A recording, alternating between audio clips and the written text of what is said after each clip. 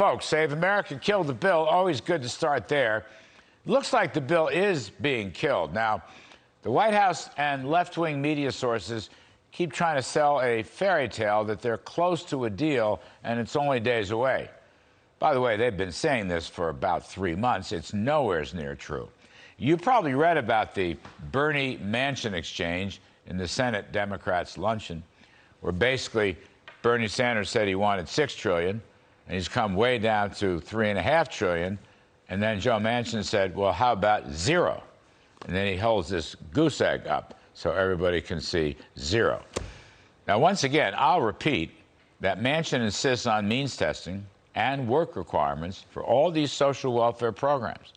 And the progressive left and Joe Biden oppose this. And in fact, as Hillary Vaughn mentioned, at the town hall last night, Joe Biden said he's opposed to work requirements, which, frankly, I think is an amazing thing for an American president to say, opposed to work requirements. Wow. Clearly, it's not Bill Clinton's Democratic Party anymore. And Kyrsten Sinema has taken about $1 trillion out of the Democratic pay-fors, that by fencing off tax rate hikes for individuals, businesses, and capital gains. My kind of gal. That's $1 trillion right there.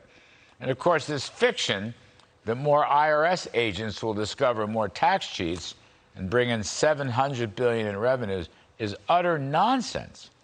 And the CBO will score it as nonsense. So I don't know about pay-fors. I have no idea where they think this thing is coming.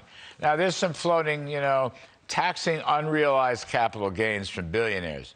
I mean, that was laughed out of Washington this summer.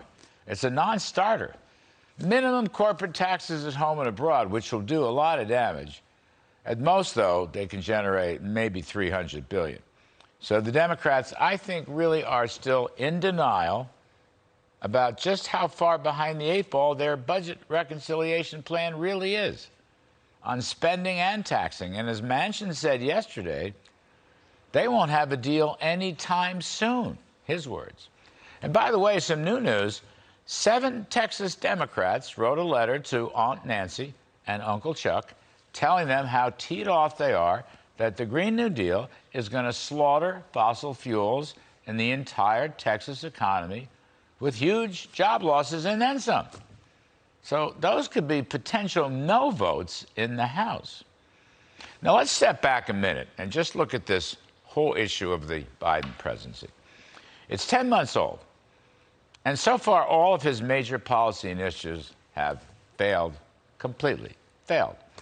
In some cases, catastrophically failed, such as the illegal immigrant border surge and the catastrophic withdrawal from Afghanistan. Then there's extremist unionization and their attempt to defund the police. And then this crazy budget package. That's his major domestic policy initiative, the budget package, and it too is failing. Then there's the extremist Green New Deal, which of course has thrown a wet blanket over fossil fuels, but it has blown up the prices of oil, natural gas, home heating, air conditioning, and of course, gasoline. This has created an inflation surge, which is the most unpopular issue in the country today. The most unpopular issue is the inflation surge. And then the Bidens failed to deal with the container backup on the West Coast. And they originally sided with the Longshoremen's Union not to do anything about it. They didn't want to work 24/7. They wanted to close shop at 3 p.m. And there's no money in there for automation, which would make things much more easy, get it out there, and efficient. Frankly, I'm not really sure any of this West Coast story has changed. And then there's the Biden allegiance to critical race theory and their attacks on parents, their desire to cancel our culture and our history with these crazy woke notions. All of this is incredibly unpopular. In short, President Biden and the far-left progressives behind him want to transform America. But fortunately, with its usual common sense, America does not wish to be transformed. So in less than a year, Biden's presidency has failed. Save America, kill the bills. Kill all of the stuff I just mentioned. Kill transformation. Common sense America does not want transformation.